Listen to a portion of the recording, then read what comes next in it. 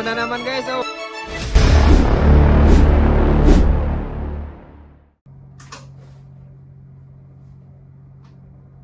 What's up?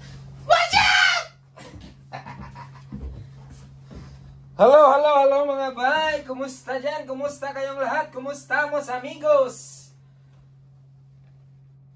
Welcome pala sa aking YouTube channel. At kung mapapansin nyo ay ito yung pinakauna kong video maliban sa intro. So mga bay, magpapakilala ako sa inyo, no? Ako si Kintoy Marino from Cebu, Bisayang Dako, Bisdak, from northern part of Cebu. At ako'y isang marino, isang kabaro, isang seaman. Basta nagtatrabaho sa barko. Mga bay, ito pala yung una kong video, no? Kasi naisipan ko lang gumawa ng channel sa YouTube para ma-share ko sa inyo yung aking trabaho dito sa barko. Yung aming trabaho. Kasi minsan ipapakita natin sa inyo yung kung ano yung mga trabaho dito ng mga AB, ng mga steward, syempre sa mga kabina. Yun lang mga bay, naisipan ko lang mag-video kasi maluwag yung trabaho dito. Nakapag-cellphone kami.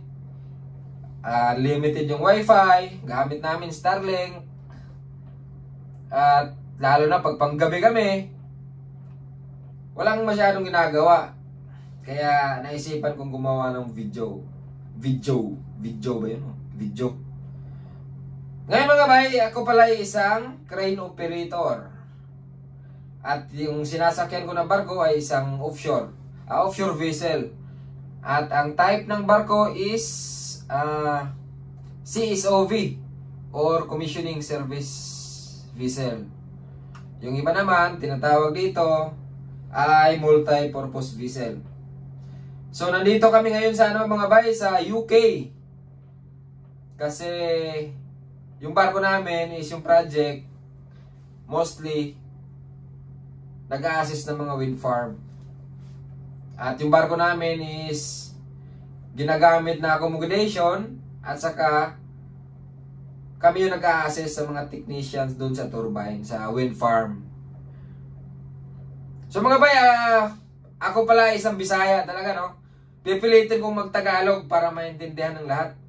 Lalo na sa mga aspiring seaman dyan, yung mga nag-aaral pa na gustong makapag-abroad, makapag-barko, lalong-lalo na sa offshore, kasi yung iba gusto talaga yung offshore. So sana makatulong ako sa inyo at sana subaybayan yung vlog ko. Marami tayong pag-uusapan mga bay. Pag-uusapan natin yung difference ng running vessel at saka offshore. Pero mga bay, yung lahat ng sasabihin ko dito is based lang man po sa aking experience. Kasi hindi po ako eksperto. Yung isi-share ko sa inyo yung lahat lang ng aking nalalaman at lahat ng aking na-experience mula nung ako ay nagbabarko. Yan mga bay. So, pag-uusapan natin yung trabaho dito sa offshore, anong klaseng vessel, at yung rotation, yung sahod. Yan pag-uusapan natin mga bay sa channel na to. So, ito yung pinakauna kong ginawang video mga bay. I-introduce ko muna sa inyo yung channel ko, kung sino ako, taga-saan ako. Para at least bago kayo tumingin sa mga video ko, future videos, alam nyo na kung taga-saan ako at ano yung trabaho ko. So ako nga pala mga bay ay crane operator at gangway operator. So yung barko namin is mostly yung ginagamit talaga is crane at saka gangway. So yung gangway operator, yung gangway mga bay, kung naririnig nyo na yan sa mga barko, yung gangway namin is iba.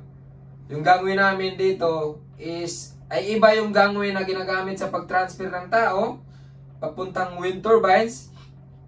At saka iba yung gangway na ginagamit na kinokonek sa quayside galing sa vessel nyo.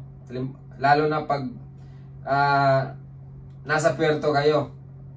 Yung gangway na yan ang dinadaanan ng mga tao papuntang quayside.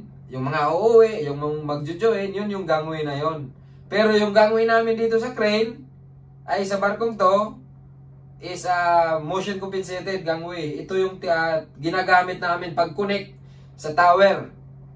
Dinadaanan ng mga tao. So mga bay, sa next video ko, ipapakita ko sa inyo yung operation sa gangway at saka sa crane. Or titingnan ko yung cellphone ko, baka meron na akong video na na crane operation at gangway operation. Para magkaroon kayo ng idea about sa operation ng barko namin. Dito kami ngayon sa UK. At yun nga yung trabaho ng barko namin is nag-assist kami sa wind turbines. Kami yung yung project namin ngayon is accommodation lang at saka nag-assist ng turbine, sabi mo kanina.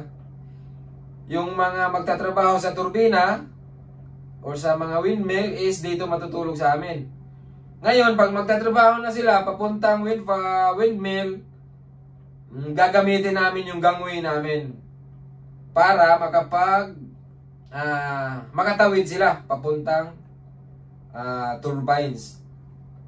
At saka kukunin din namin sila at the end of their shift. Halimbawa 6 to 6, so kukunin namin sila, ihatid namin sila alas 6 ng umaga, kukunin din namin sila alas 6 ng hapon. Gamit pa rin yung gangway namin para makatawid sila galing turbina papunta sa barko namin. Kasi dito sila matutulog.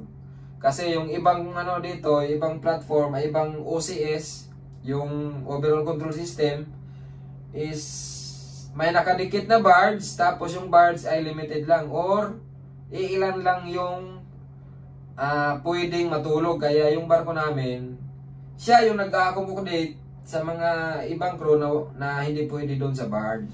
So yan yung trabaho ng barko namin mga bay. So yan, yan yung trabaho ng barkong sinakyan ko ngayon, CSOV, o yung iba tinatawag na walk to work. At sana subaybayan nyo yung video ko mga bay. At sana hindi kayo maboring. Kasi sana maintindihan nyo yung Tagalog ko. Kasi ako Bisaya naman ako. Bisdak mga bay. Bisayang dako ni mga bay. From Cebu. Shoutout dyan sa mga Cebuano. Mga marino na Cebuano. Kahit anong mga shoutout dyan sa mga Cebuano na marino. Mga Ilonggo, Waray, Tagalog, lahat, mga tropa natin yan, shout out. Kasi maraming barko na rin akong nasampahan.